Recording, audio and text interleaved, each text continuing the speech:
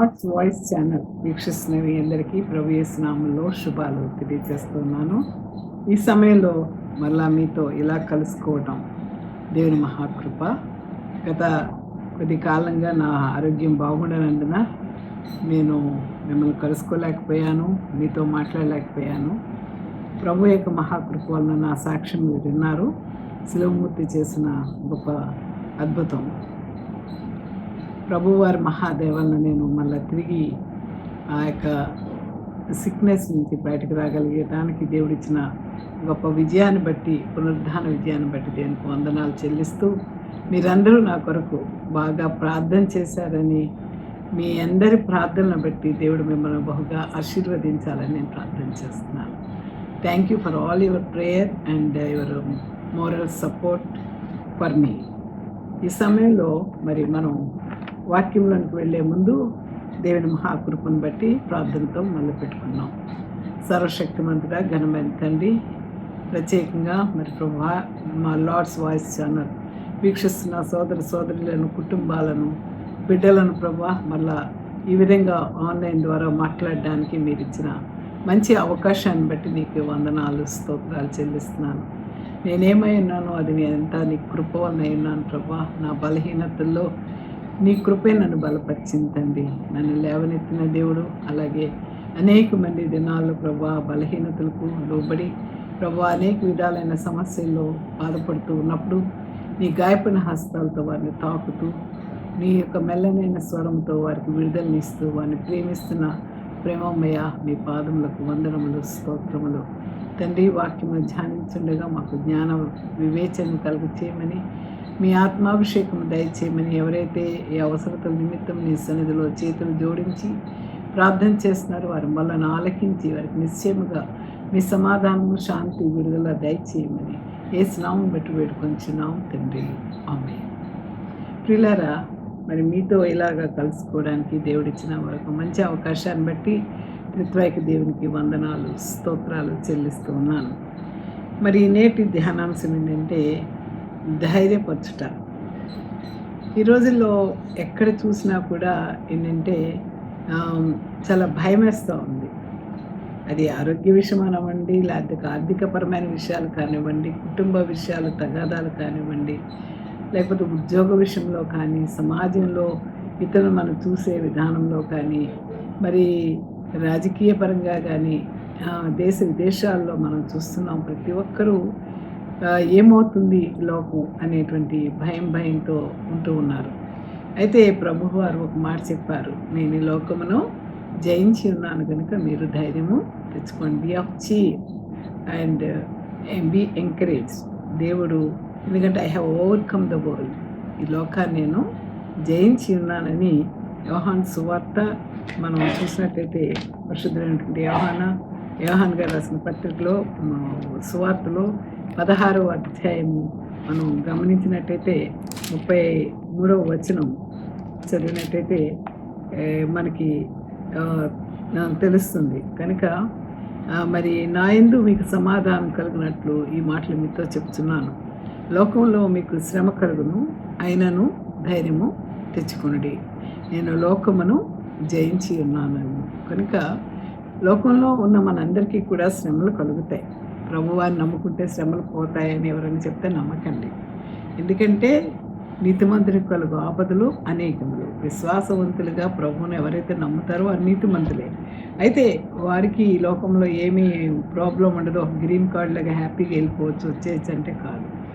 కష్టాలు వస్తాయి, సమస్యలు వస్తాయి, వాటి నుంచి విడుదల ఇచ్చేవారు ఆయనే. కాబట్టి ఆయన ఏమిటంటే మీకు శ్రమ కలుగును లోకంలో ఉన్నప్పుడు, ఆయనను ధైర్యము తెచ్చుకోండి, నేను లోకమును జయించి ఉన్నాను. ఎందుకంటే పరిశుద్ధాత్మ దేవుడి దాని మనతో మాట్లాడుతూ ఉన్నాడు. కాబట్టి ధైర్యపరచుట. ఎందుకు అపోస్తలుడైన పౌలు మరి అనేకమైన పత్రికలో సంఘాలకు రాశారు. అందులో రాసిన దాంట్లో తెస్సలోనిక సంఘానికి మొదటి పత్రిక ముఖ్య మూలాంశం, the central theme of the first epistle of Thessalonians is the only be courage, అంటే ధైర్యము తెచ్చుకోండి. కనుక ఈ ధైర్యము అనేటువంటి మాటని అపోస్తలుడైన పౌలు గారు చాలా ఎక్కువగా విస్తృతంగా వాడారు. ఆ దినాల్లో మనం చూస్తే ఈ దశలోనిక సంఘంలో రకరకాలైనటువంటి వ్యక్తులు ఉన్నట్టుగా మనకు తెలుస్తూ ఉంది. అపోస్తలుడైన పౌలు గారు ఏంటంటే వాళ్ళకి లిఖితపూర్వకంగా జస్ట్ రిమైండర్స్ ఇస్తూ ఉండేవారనమాట. ఆ రిమైండర్స్ ఇస్తూ మనం చూసినట్టయితే మొదటి దశలోనికలకు 5వ అధ్యాయము మనం 14 నుంచి గనక చూసినట్టయితే ఆయన ఏం చెప్తున్నారంటే, సహోదరులారా మేము మీకు బోధించినది ఏమనగా అక్రమంగా నడుచుకునే వారికి బుద్ధి చెప్పుడి. ఈ రోజుల్లో అక్రమంగా నడుచుకున్న వారి పట్ల మనకు చాలా భయమేస్తూ ఉంది. అలాంటి వారికి దేవుడు ఏం చెప్తున్నారంటే బుద్ధి చెప్పండి అంటున్నారు. అలాగే ధైర్యము తిన్న వారిని ధైర్యపరచుడి. ధైర్యం లేక దిగులు చెంది వేదనతో జీవితం నరకప్రాయం చేసుకుంటున్న వారిని మీరు ధైర్యపరచండి. అంతేకాదు బలహీనులకు ఊతనీయుడి. కష్టాల్లో ఆ సమస్యను తట్టుకునే ధైర్యం లేని వారు ఉంటారు. అలాంటి వారికి మీ యొక్క అభయహస్తం అందించండి. ఎవడును కీడుకు ప్రతికూడు ఎవరికైనాను చేయకుండా చూచుకొనుడి. మీరు ఒకని ఎడల ఒకడును మనుషులందరి ఎడలను ఎల్లప్పుడూ మేలైన దాన్ని అనుసరించి నడుచుకొనుడి. ఇంకా ఏం చెప్తారంటే, మీరు సహవాసంగా కూడి వచ్చినప్పుడు మీకు కలిగే బ్లెస్సింగ్ ఏంటంటే మీరు ఎల్లప్పుడూ కూడా సంతోషంగా ఉండండి. బైబిల్ ఎక్కడా కూడా రోజు ఏడవండి అని చెప్పలేదు. చాలామంది ఏడుస్తూ ఉంటారు. బైబిల్లో ఎప్పుడు కూడా ప్రభువారు ఏమంటే rejoice, again I say rejoice in the lord. ప్రభునందు సంతోషించండి. ప్రభుని కలిగి ఉంటే సంతోషమే. అది కష్టమైన, శ్రమైన, ఇబ్బంది అయినా, ఇరుకైనా, అనారోగ్యమైన, బలహీనత అయినా కూడా ప్రభుతో ఉన్నప్పుడు మనకు అది సంతోషాన్ని కలుగజేస్తుంది. ఎడతెగక ప్రార్థన చేయుడి. ప్రతి విషయమందును కృతజ్ఞతాస్తుతులు చెల్లించుడి.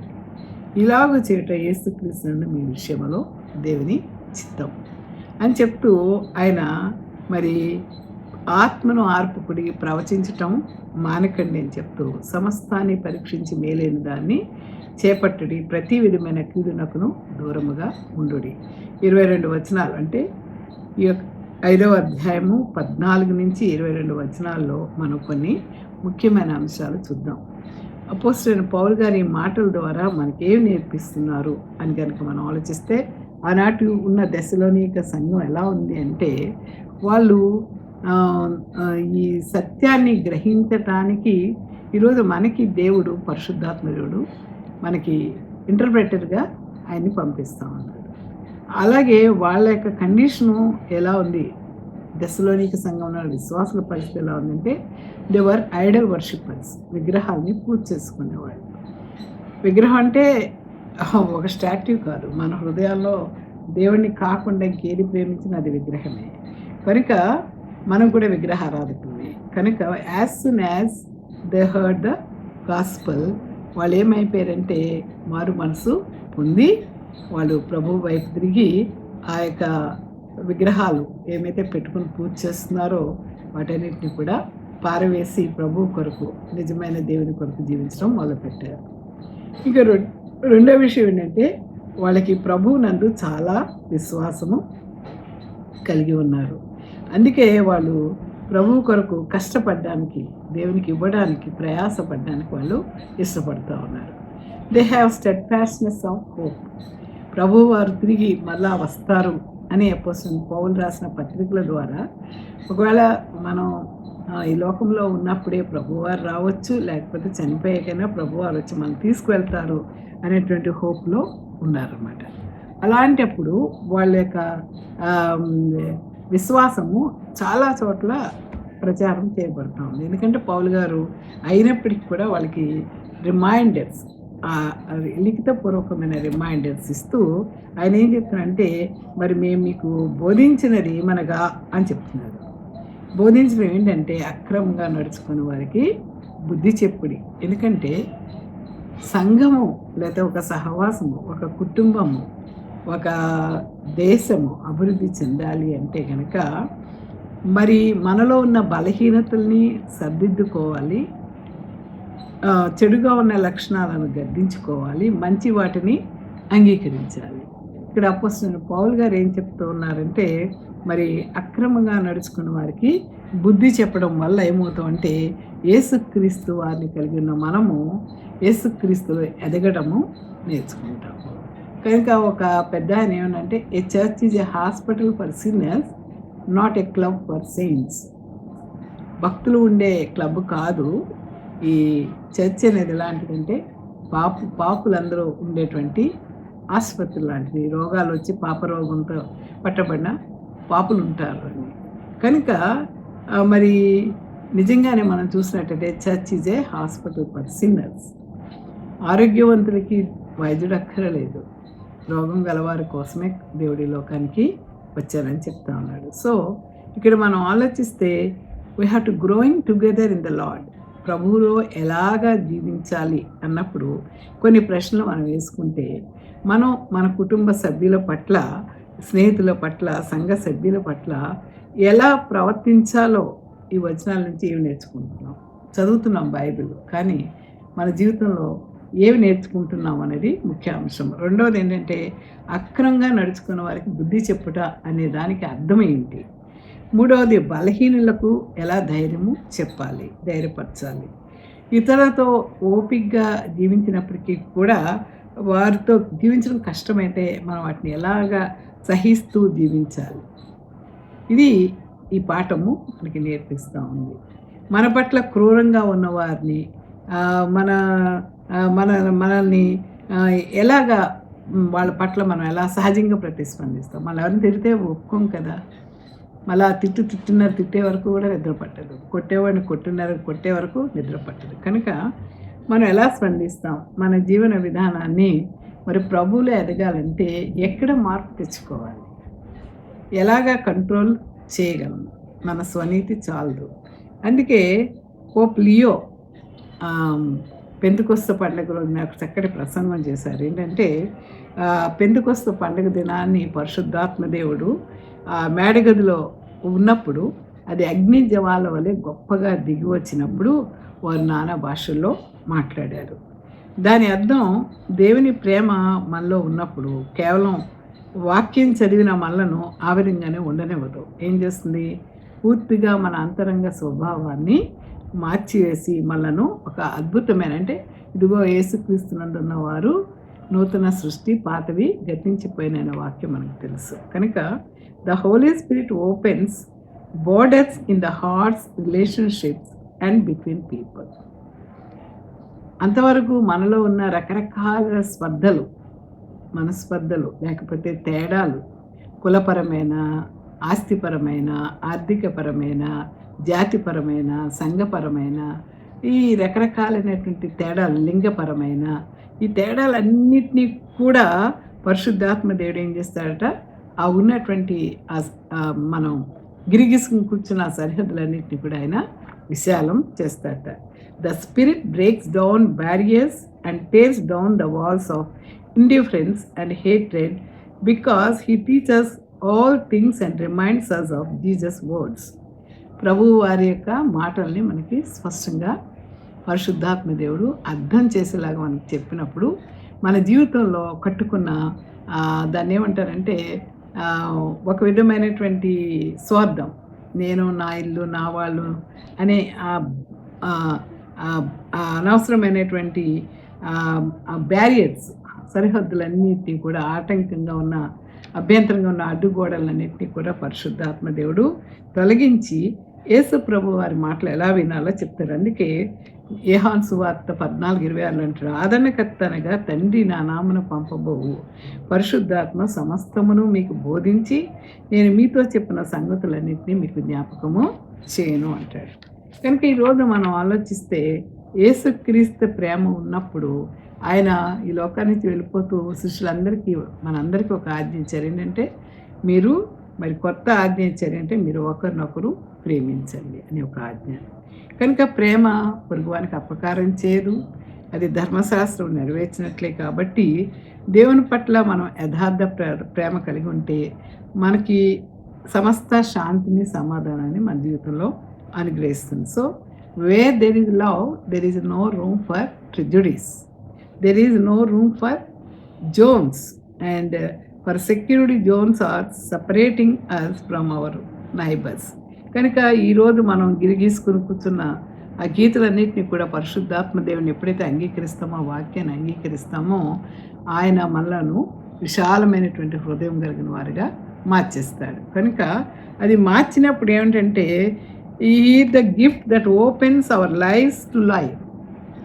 మన హృదయాలను ప్రేమ అనేటువంటి వరాలతో ఆయన నింపుతాడు.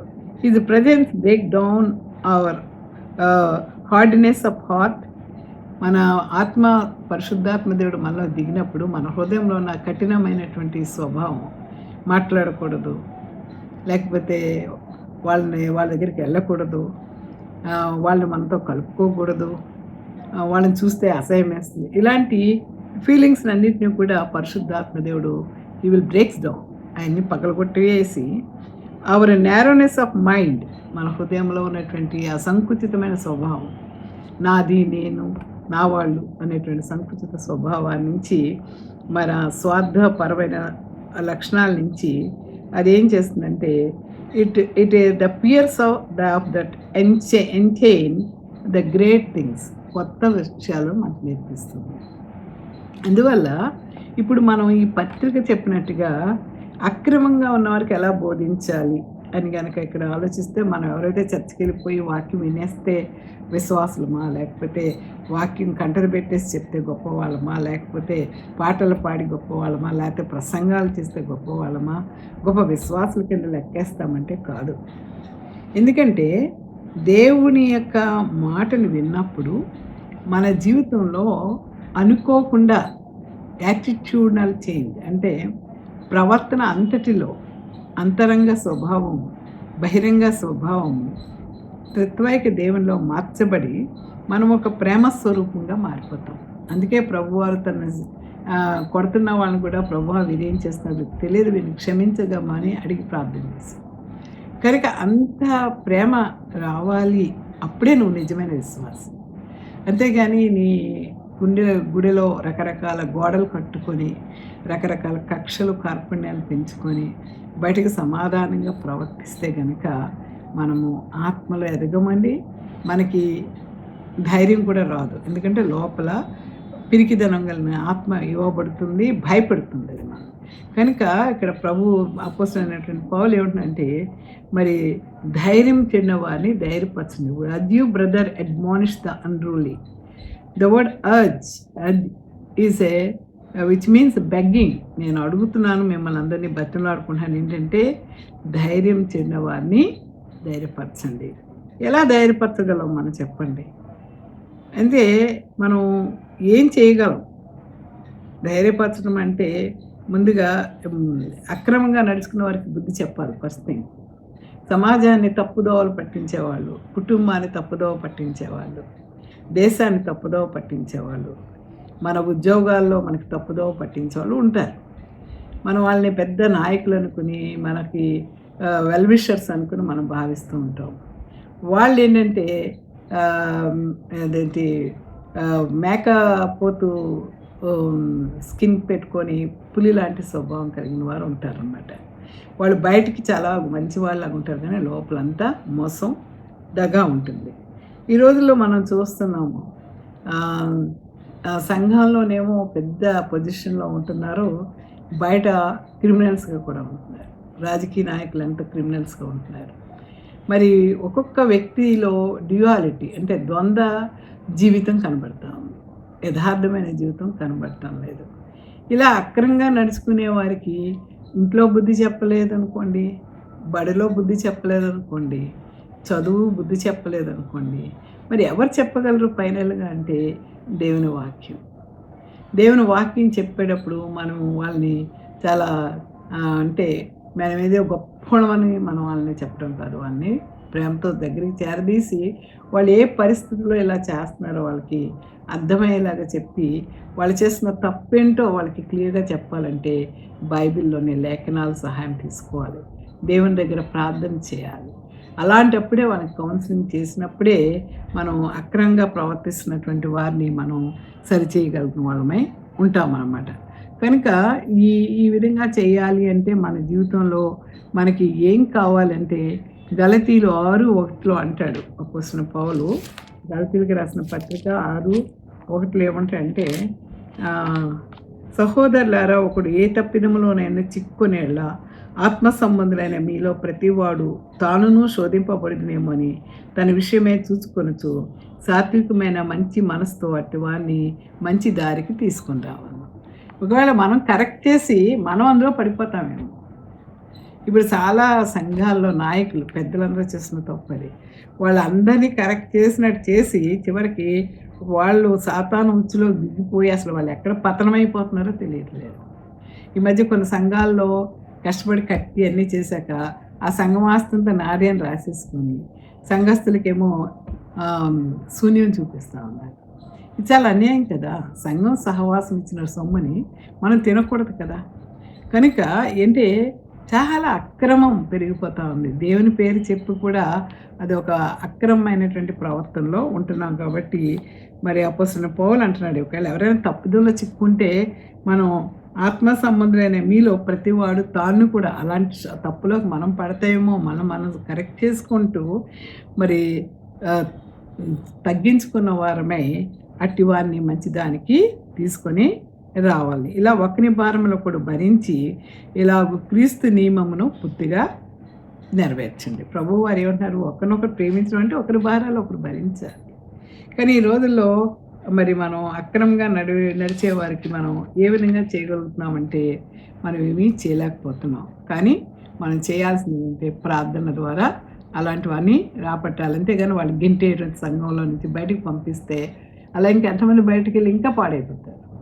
కనుక మనం ఏంటంటే అలాంటి వారిని మన సహవాసంలో బయటికి పంపించేయటం, వాళ్ళ గురించి చెడ్డగా ప్రచారాలు చేయటం మానేసి వారిని ఉపేక్షించడం మానేసి ఏం చేయాలంటే విశ్వాసులు నడిపించే నాయకులు మరి జాగ్రత్తగా వారిని ప్రార్థనాపూర్వకంగా లేఖనాల పూర్వకంగా ప్రభువులోనికి తిరిగి తీసుకురావడానికి ప్రయత్నము చేయాలి.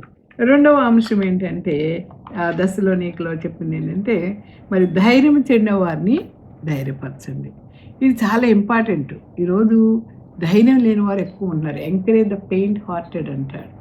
అంటే ఎంకరేజ్ అంటే ఏంటంటే వాళ్ళకి జస్ట్ లైక్ ఏ కమాండ్. మనం ఏంటంటే బలహీనులైనటువంటి వారు ఉంటారు, లిటిల్ స్పిరిటెడ్ పీపుల్, లేకపోతే ఫీబుల్ మైండ్, చాలా బలహీనులు ఉంటారు, లేకపోతే వాళ్ళు చాలా తక్కువ విశ్వాసాన్ని కలిగి ఉంటారు. అలాంటి వాళ్ళకి మనం ఏంటంటే మన భుజాన్ని వాళ్ళకి తగిలించి వాళ్ళతో మనం ప్రేమగా ఉండి వాళ్ళు ఏ పరిస్థితిలో అలా బిహేవ్ చేస్తున్నారో మనం చూడగలిగితే బాగుంటుంది. ఎందుకంటే ధైర్యం చెప్పడం అనేది సాధారణమైన పని కాదు, చాలా కష్టపడాలి. ఊతం చెందిన వారికి ధైర్యం చెప్పాలంటే చాలా కష్టపడాలి. ఎందుకంటే ఒకసారి ఒక ఆమె పాస్టర్ గారికి ఫోన్ చేసి, నాకు కూడా చాలామంది ఫోన్ చేస్తారు, మేడం నేను ఇవాళ సూసైడ్ చేసుకున్నాను. సూసైడ్ చేసుకున్నా అంటే ఎందుకమ్మా అని అంటే, అదిగో నేను ప్రేమించిన అతను నాకు హ్యాండ్ ఇచ్చాడు మేడం. అతను హ్యాండ్ ఇచ్చిస్తే నువ్వెందుకమ్మా ప్రాణం తీసుకోవటం, నిన్ను కష్టపడి కన్నీ పెంచిన అమ్మ నాన్న ఉన్నారు, ఒకడు ప్రేమించి నేను వదిలేస్తే నీ జీవితం అంతటితో అయిపోయిందా, వదిలేసే. That is a closed chapter, ముగించబడిన పుస్తకం అనుకుని నువ్వు నూతనమైన చాప్టర్ స్టార్ట్ చేయి. ఎందుకంటే ప్రభువారు నీ కోసం తన శ్రేష్టమైన రక్తాన్ని సమర్పించి నీ పాపాలని ఆయన భరించి నీకు విడుదల ఇస్తే నువ్వు చచ్చిపోతానంటావేంటి అని చెప్తే చాలామంది ధైర్యం తెచ్చుకుని మళ్ళీ వారి జీవితాల్లో నార్మల్కి వచ్చినటువంటి వారు ఉన్నారు. కనుక ప్రియులారా, మనం చాలాసార్లు ధైర్యం లేని పరిస్థితుల్లో అలా ఉండిపోతాం. మరి సమాజంలో నాయకులైన వాళ్ళు, సంఘ పెద్దలైన వాళ్ళు, సంఘ కాపరులు, ఇలాంటి వాళ్ళని బలహీనలకు ఏం చేయాలంటే ధైర్యం చెప్పాలి. ఎలా చెప్పాలి? ప్రభువునందు ప్రేమ కలిగి వాళ్ళతో మరి మీరేమి ఇదవ్వద్దు, ఏ కండిషన్లో మీరు ఇలా ఉన్నారు, మీరు నిర్లక్ష్యానికి ఏమీ మిమ్మల్ని వదిలిపెట్టడం లేదు, మేము మీతో ఉన్నాము, వీఆర్ విత్ యూ అంటారు. అందుకే ఎవరైనా అనారోగ్యంలో ఉన్నప్పుడు సంఘస్థులు వచ్చి మేడం వీఆర్ విత్ యూ అన్నారు. చాలా సంతోషం ఇస్తుంది. ఎందుకంటే బలహీనంగా ఉన్నటువంటి వారిని బలపరచడము అనేది దేవునిలో చాలా అది ఒక గొప్ప వర్చ్యూ, గొప్ప లక్షణం. కనుక ఈరోజు మనం ధైర్యపరచాలి. అది ఆర్థిక పరంగా ఇబ్బందులు, దివాలా తీసిన వాళ్ళే ఉండొచ్చు, లేకపోతే భర్త మోసం చేసి ఉండొచ్చు, భార్య మోసం చేసి ఉండొచ్చు, పిల్లలు పట్టించుకోకపోవచ్చు, ఉద్యోగాలు పోయి ఉండొచ్చు. ఇప్పుడు చూస్తున్నాం కదా, ఎన్నో ఉద్యోగాలు పోయి ఎంతోమంది బాధపడుతూ ఉన్నారు. ఇలాంటప్పుడు ధైర్యం చెందినవారుగా ఉంటారు. ఏం చేయాలి? జీవితానికి గత్యంతరం తోచక చచ్చిపోదామా, ఈ లోకం నుంచి వెళ్ళిపోదామా, అనేటువంటి ఒక పిరికితనం మనిషికి వస్తుంది కనుక వారిని మనం ఏం చేయాలంటే నిరుత్సాహపరచకుండా, విడిచిపెట్టకుండా, నిర్లక్ష్యపరచకుండా వారికి ఏం చేయాలంటే వారిని తక్కువగా మాట్లాడడం, అందరి ముందు హేళన చేయడము, వీడేంట్రో ఇలా అయిపోయాడు అని అనకుండా మనం ఏం చేయాలంటే వారిని బాధపడుతున్న వారికి మనం హెల్పింగ్ హ్యాండ్ ఇచ్చినట్టయితే వారిని లేవనెత్తిన వారం అవుతాం. అది దేవుని ప్రేమ. అనేక సార్లు పేతురు గారు పడిపోయారు. మరి ప్రభువారు పేతురుని మళ్ళా ఎందుకు బలపరిచారు? అది దేవుని ప్రేమ. కనుక ఈరోజు మన జీవితంలో మనం అనేక సార్లు ప్రభువారి నుంచి పడిపోతున్నాం. కానీ ప్రభువారు వచ్చి మనల్ని ధైర్యపరుస్తున్నారు. పరిస్థితులను చూసి నువ్వు దిగజారిపోతున్నావా నా కుమార్తె, దిగులు పడకు, జడేకు, నేను నీతో ఉన్నాను అని. కనుక ధైర్యం తెచ్చుకోవడం అనేది చాలా ఇంపార్టెంట్. దేవుడు నిన్ను ఒక లీడర్గా కానీ, ఒక 10 మందికి మాట చెప్పే వ్యక్తిగా ఉంచాడంటే నీ మాట ఎందరికో ఆదరణకరంగా ఉంటుంది. కనుక నువ్వు అలాంటప్పుడు వారి దగ్గరికి వెళ్ళి ఆదరణకరమైన మాటలు చెప్పినప్పుడు ఆ కుటుంబాలు బలపడతాయి, ఆ వ్యక్తులు బలపడతారు. కనుక ఇది చాలా important. So this is what the Christian fellowship. ఈరోజు మన సంఘంలోకి ఎందుకు వెళ్తున్నామంటే ఒకరు బలహీనతల్లో, ఇబ్బందుల్లో, ఇరుకుల్లో నేనున్నాను అని ఒక సపోర్ట్ ఇవ్వడం కోసం ఒక బలం మనకు చేకూరుతుందన్నమాట. That is more important. ఇంకా హెల్ప్ ద వీక్, బలహీనలకు ఊతంగా నిలబడండి అంటాడు. బలహీనలకు ఊతనీయుడి అంటే సపోర్ట్ చేయండి అని. Help the weak. బైబిల్లో మరి బలహీనతల్లో ఉన్న వాళ్ళు అనేక మందిని దేవుడు లేవనెత్తుగా మనం చూస్తాం. బలహీనతలు రాని వాళ్ళు ఎవరు? ఈ రకరకాలైన బలహీనతల్లో మనం పడిపోతూ ఉంటాం. ఆ సేన దెయ్యం పట్టినటువంటి కుమారుని బట్టి ఆ తండ్రి దేవుని దగ్గర యేసు ప్రభు దగ్గరికి వెళ్ళి మీ శిష్యులు పోగొట్టలేకపోయారు, నా కుమారుని దెయ్యం పట్టి బాధపడుతున్నాడు అని అడిగినప్పుడు మరి నువ్వు నమ్మిక ఉంచితే సమస్తము సాధ్యమైనప్పుడు ఆ నమ్మిక ఉండేటట్టు నాకు సహాయం చేయండి. నిజమే, మనం ఈరోజు చాలా పెద్ద విశ్వాసంతో పెద్ద ప్రసంగాలు చేస్తాం, కానీ కొంచెం అనారోగ్యమో, బలహీనతో, ఆర్థిక ఇబ్బందులు, లేకపోతే మనల్ని ఎవరైనా దిగజార్చే మాటలు అంటేనో, పరువు తక్కువ మాటలు అంటేనో మనం చాలా దిగులు పడిపోతాం. అలాంటప్పుడు ప్రభువు వారు ఏం చెప్తున్నారంటే మరి అలాంటి వారికి బలం చెప్పాలి, వాళ్ళు దిగజారిపోనివ్వదు. అలాంటి వారి గురించి ఎందుకు వీళ్ళు ఇలాగా దిగజారిపోయి ఒకలాగా బలహీనలు అయిపోయారు అని మనం వాళ్ళ ఉన్న స్థానంలో ఆలోచించి వాళ్ళకి సహాయం చేయాలి. కానీ వాళ్ళని మనం ఇష్టం వచ్చినట్టుగా మాట్లాడకూడదు. This is how God has design the church and the fellowship. మనం చాలాసార్లు బలహీనల్ని చాలా తక్కువగా చూస్తాం, అది కూడా చేయకూడదు అని అపోస్తలుడు పౌలు చెప్తా ఉన్నాడు. ఇక 4వది ఏంటంటే సహనం కలిగి ఉండటం. ఒకని ఎడల ఒకడు ప్రేమ కలిగి ఉండినట్లు ఒకరికొకరు కీడు చేయకుండా చూడండి అని చెప్తూ మీరందరి ఎడల మేలైన దాన్ని అనుసరించి నడుచుకోనిడి అని చెప్తున్నాడు. అంతేకాదు అందరి ఎడల దీర్ఘశాంతము గలవారే. మరి మనం చేసే తప్పులు, పాపాలను చూసి దేవుడు మనల్ని క్షమిస్తున్నాడే, మరి మనం ఇతరుల బాధలు మన పట్ల వాళ్ళు ఒకవేళ ఇష్టమైనట్టు బిహేవ్ చేస్తే మనం క్షమించొద్దా? దేవుడేమో మనం క్షమించాలని కోరుతాం. ప్రభువా నా పాపాలను క్షమించు, నా దుర్మార్గతను క్షమించని అడుగుతాం. మరి ఇతరులు మన పట్ల అలాంటి దుర్మార్గతను చూపించినప్పుడు ప్రభువారు ఏమంటున్నారు? 77 మారుల మట్టి కంటే ఎక్కువగా మీరు క్షమించండి అన్నారు. కానీ అసలు ఒక చిన్న మాటకే చాలా కోపం వచ్చి మాట్లాడుకోకుండా వాళ్ళని చాలా ఇబ్బందులు పెట్టి చాలా ఇదిగా కలిగి ఉంటున్నాం. ఎందుకు అంటే గనక ఇది సహనం కలిగి ఉండటం అనేది చాలా కష్టం. ఎందుకంటే మాట చెప్పినంత ఈజీ కాదు సహనం కలిగి ఉండటం. ఎందుకంటే నిన్ను ఎవరైనా కొడతా ఉంటే కొట్టించుకోలేవు కదా, తిడతా ఉంటే తిట్టించుకోలేవు కదా. So be patient with everyone. ఎలాగో సమాధానం కలిగి ఉంటావు, దీర్ఘశాంతం కలిగి ఉంటావు అంటే మరి తిమోతి 1:16, పేతురు 3:9 కనుక మనం చూసినట్టయితే ఆయన అంటాడనమాట, యేసు ప్రభు వారు ఈ లోకంలో ఉన్నప్పుడు ఆ యొక్క సహనాన్ని ఎలా కలిగి ఉన్నారో మనకి డెమాన్స్ట్రేట్ చేసి ఒక మంచి ఉదాహరణగా ఆయన మిగిలాడు. The Lord is not willing that any should perish but that all should come to repentance. ఎవరు నశించిపోకుండా ఉండటము ఆయనకి ఇష్టం లేదు కనుక అందరికీ ఆయన మారు మనసు దయచేస్తూ ఉన్నాడు. కనుక ఈరోజు మనం ఏం చేయాలంటే సహనము కలిగి ఉండటం అనేది చాలా ఇంపార్టెంట్. అయితే ఈ సహనానికి కలిగి ఉండటము అనేది బైబిల్ ఎక్కడ చూసినా కూడా బీ పేషెంట్ అనే ఉంటుంది, సహనం కలిగి ఉండండి అని ఉంటుంది. కానీ అసలు మనకి ఎంత కోపం, ఎవరైనా మన మాట వినకపోతే కోపం, మన దగ్గరికి ఎవరైనా వచ్చి అసలు ఏమైనా మాట్లాడుకుందాం అని వాళ్ళ పాపం వాళ్ళకున్న సమస్యను చెప్తుంటే వినే ఓపిక కూడా ఉండలేదు ఈ రోజుల్లో. చాలామందిని చూస్తున్నాను నేను.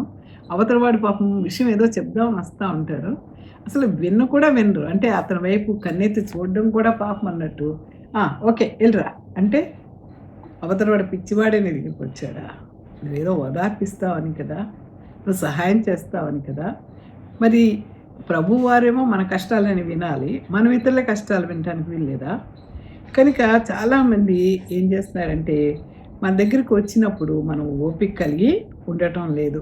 ఇది ఎంత భయంకరమైన పరిస్థితి. ప్రభువారు ఏమంటారు, ఒకరినొకడు ప్రేమించుకోండి అని చెప్పాడు. కానీ ఇక్కడ చూసినప్పుడు ఎంత భయంకరంగా ఉంటున్నారంటే ఒకరి భారాలు ఒకరు భరించడానికి ఇష్టంగా లేదు. కనీసం ఏం చెప్తున్నాడో వినకుండా అర్థమైంది నువ్వు వెళ్ళిపో.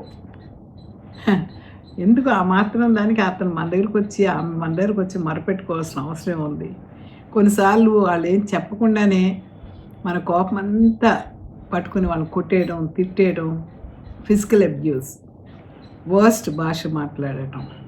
తర్వాత ఇంకా మనం చూసినట్టయితే కొంతమంది కొళ్ళెర చేస్తారు, కొంతమంది ఏమో మూతి తిప్పుకుని వెళ్ళిపోతారు, మొహం తిప్పుకుని వెళ్ళిపోతారు. ఎదుట మనిషి కనబడితే హాయ్ చెప్పలేరు చాలామంది. ఎందుకు అంటే మనకి ఆ సహనం లేదు, అంటే ఇతరులను ప్రేమించే స్వభావము లేదు. ఇవి మన యొక్క రూడ్ బిహేవియర్ని కనిపిస్తుంది. మరి నువ్వు యేసు ప్రభువుని అంగీకరించిన వ్యక్తిగా, సంఘంలో ఒక నాయకుడిగా, నాయకురాలుగా, ఒక విశ్వాసిగా నువ్వు ఉంటున్నప్పుడు ఇలాంటి ప్రవర్తన దేవుని నామాన్ని మహింపరుస్తుందా? నువ్వు దేవుని వాక్యం విశృంఖలంగా చెప్తున్నావు, కానీ దేవుని మాటను నువ్వు అనుసరించి నడుస్తున్నావు అనేది ఇంపార్టెంట్. కనుక ఈరోజు మరి మనం చూసినట్టయితే ఎప్పుడైనా ఎవరైనా ఇలాగ ఇబ్బందుల్లో పడితే ఎందుకు ఈ వ్యక్తి ఇంత బాధపడుతున్నాడు, ఏ విషయంలో అతను ఇంత ఘర్షణ పడుతున్నాడు అన్నది మనం గుర్తుంచుకోవాలి. So next time when the struggle with the member of the church, how patient God is with you, మనల్ని దేవుడు ఎలా భరిస్తున్నాడో, come to him in prayer to ask for his strength and make up your mind to show real patience from the heart. ఇతరుల పట్ల కూడా మనం అలా ప్రేమతో కలిగి ఉండాలని దేవుని దగ్గరికి వెళ్ళి మనం ప్రార్థన చేయాలి. అప్పుడే ప్రభువారిని కలిగి ఉన్నటువంటి తమాషా ఏం కాదండి. ఈ లోకంలో అపవాది వాడుకుంటుంది, కానీ ప్రభువు వారి ఆత్మతో మనం జీవించాలంటే మాత్రం చాలా జాగ్రత్తగా ఉండాలి. ఇంకా 4వ అంశం ఏంటంటే కీడుకు ప్రతి కీడు అనేది చేయకూడదు, ప్రతి ఒక్కరికి మేలైన దాన్ని చేపట్టండి అంటున్నాడు. కనుక always pursue good for each other. మరి ఎలా చేయగలము అంటే రోమా 12:9-20 అంటాడు, love must be sincere, hate what is evil, cling to what is good. ఏది మంచిదో దాన్ని అనుసరించి నడవమని దేవుని వాక్యం మనతో మాట్లాడుతూ ఉంది. సో నిన్ను హింసించే వారి గురించి నువ్వు ప్రార్థించే, నిన్ను శపించే వారి గురించి ప్రార్థించే, నిన్ను ద్వేషించే వారి గురించి ప్రార్థించే. నిన్ను ప్రేమించేవారిని ప్రేమిస్తే ఏం ప్రయోజనం? యేసుప్రభు వారి లోకంలో ఉన్నప్పుడు కొండ మీద ప్రసంగం, ఇవన్నీ కూడా అదే అర్థం. So live in harmony with one another, do not be proud but be willing to associate with people of low position, do not be conceited. మనం తప్పించుకోకూడదు. సో మనం ఈవిల్కి ఈవిల్ ఇవ్వటం కాదు, కీడుకి ప్రతి కీడు చెయ్యొద్దు. సాధ్యమైనంత వరకు అందరితో సమాధానంగా ఉండటానికి, ఎందుకంటే మన దేవుడు సమాధానకర్త కానీ అల్లరికి కర్త కాడు. కనుక మరి ఈ లోకంలో ఉన్నప్పుడు మనం చెడుకి చెడు చేయకుండా, do not be overcome by evil but overcome evil with good, మంచితో చెడుని జయించడానికి ప్రయత్నం చేయాలి. సో ఈ 5 పాయింట్స్ మనం కనుక గుర్తుపెట్టుకుంటే ప్రభువులో మనం ఎదుగుతాం, ఇతరులకు ధైర్యం చెప్పిన వారు అవుతాం. సో అడ్మోన్ ద అన్రూలీ, అక్రమంగా నడుచుకున్న వారికి బుద్ధి చెప్పాలి, వాళ్ళని మళ్ళీ మన సహవాసంలో ప్రేమతో వారిని మనం సరిచేయాలి. రెండవది ఎంకరేజ్ ద పెయింటెడ్ హార్టెడ్, మరి ధైర్యం చేయడం వారికి ధైర్యము చెప్పాలి. మరి మూడోది ఏంటంటే బలహీనులకు ఊతనీయడి, అందరి ఎడల దీర్ఘశాంతము కలిగి ఉండండి, అందరితో సమాధానంగా ఉండండి. ఇలా చేసినప్పుడు పరిశుద్ధాత్మ దేవుడు మనకి ఏమిస్తాడట? ఎల్లప్పుడూ సంతోషం. ప్రభునందు ఎల్లప్పుడూ కష్టాల్లో వేదనలు ఏమీ తట్టవు మనల్ని. దేవుని సంతోషం పరిశుద్ధాత్మ మనకి హెల్ప్ చేస్తుంది. ఎందుకంటే ఎడతెగక ప్రార్థన చేయడం, తండ్రితో మనం సంబంధాన్ని కలిగి ఉంది. ప్రార్థన అంటే ఇది ఒక టైము, ఒక క్షణం కాదండి. నిత్యము ఆత్మలో దేవుణ్ణి మనం తదేకమైనటువంటి ధ్యానం, ఆత్మ పరమాత్మతో సంబంధాన్ని కలిగి ఉంటే ఏ పనైనా చేయొచ్చు. లోపల ఆత్మ మాత్రం దేవునితో సంబంధాన్ని కలిగి ఉన్నప్పుడు ప్రభువు వారు ఎంతగానో సంతోషిస్తారు. ఎందుకంటే మనం ప్రతి విషయంలో దేవునికి కృతజ్ఞత. ఈ ఊపిరి ఎంతసేపు అండి ఇలా పోయింది, నాకు పోతే చచ్చిపోయాను అయిపోయాను. కానీ దేవుడు మళ్ళీ బతికించాడు కాబట్టి నేను మీతో మాట్లాడలేదు. కనుక మనం జీవితం ఎంత అశాశ్వతమైంది. ఎన్నెన్నో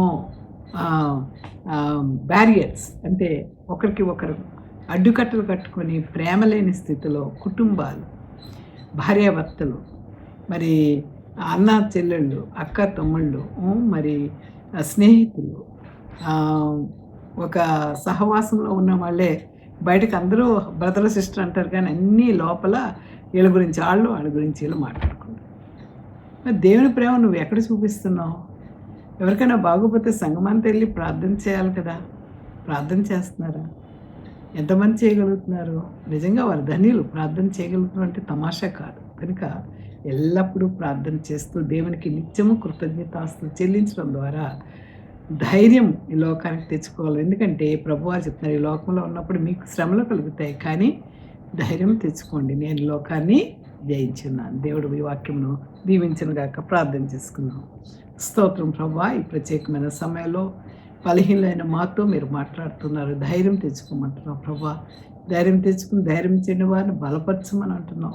దుఃఖాల్లో, వేదనలో, కష్టాల్లో, కన్నీటిలో ప్రియులను పోగొట్టుకుని ఆదరణ లేని స్థితిలో కుటుంబాలకు ప్రభువా, అలాగే ఆర్థిక ఇబ్బందులు నలుగుతున్న వారికి, ఉద్యోగాలు లేక ప్రభువా, మరి ఉద్యోగాలు పోగొట్టుకున్న వారికి, నాయన వివాహాలు కాక బాధపడుతున్న వారికి, మరి అడ్మిషన్స్ వాటి కోసం ఖర్చు చేసుకోవడానికి డబ్బు లేక బాధపడుతున్న బిడ్డల కొరకు, ఆయా సమస్యల్లో నలిగిపోతున్న ప్రతి బిడ్డ కొరకు నేను మీ సన్నిధిలో ప్రార్థన చేస్తాను.